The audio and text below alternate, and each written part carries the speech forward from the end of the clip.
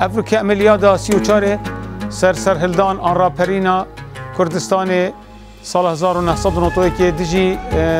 نظام صدام حسینی چه بوی الباجر رانیا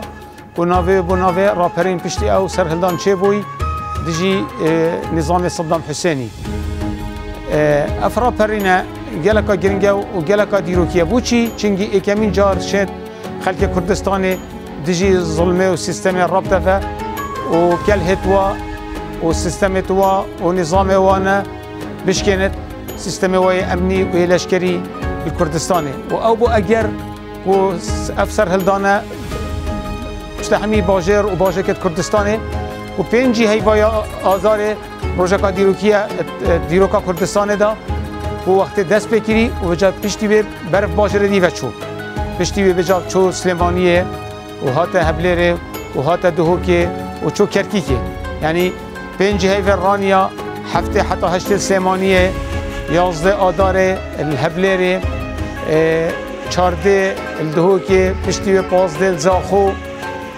پشتی به 21 الباجر کرکیکه باجر بناودنگ و روژا 21 آدار دست بکان روز شیا ملت کرد باجر کرکیکه رزگار کرد شرزما صدام حسینی افرا پرینه گلکا گرنگه بوچی چنگی اوه را پرینه آن اوه سرهلدانه بو اگر کرد آزاد بن و رزگار بن شوی نظامه و خو دامو دزگیت خو آوا کن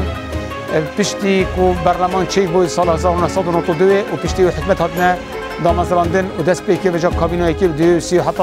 انوی گاوه کابینا بیرمیا دهیه که محاولت کرد حول داد کردستان آوا کرد و کردستان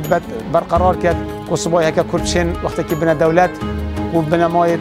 استرکچر بنمایت اساسی هبن و بشن سربخ اخو اعلان کن و او بو او چه بوید سال 2017 راپرین تشنگه که گرنگ بو همی وقتا اف ملت بن ظلمه و سیستمی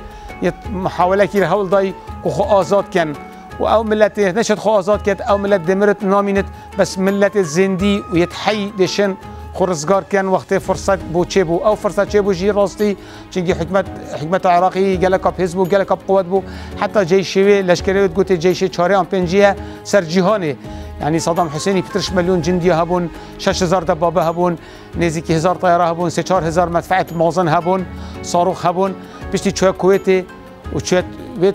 تقنا كويتي دا فرصه بو كردهات وبري وشي عاجهات وسرهلدان دست بكرش ايكي اداره وحتى جيش كردستان وباجر كردستان همي هات آزاد كرن او سرهلدان بو اگر کو وگاو كردستان يا آزاده هكا نبا وگاو كردستان آزاد نبو و او گل خوینا خورت و گل شهیدان شهیدت آزادیه و رزگاریه حتی کردستان گهشتی فیما وگاو امتد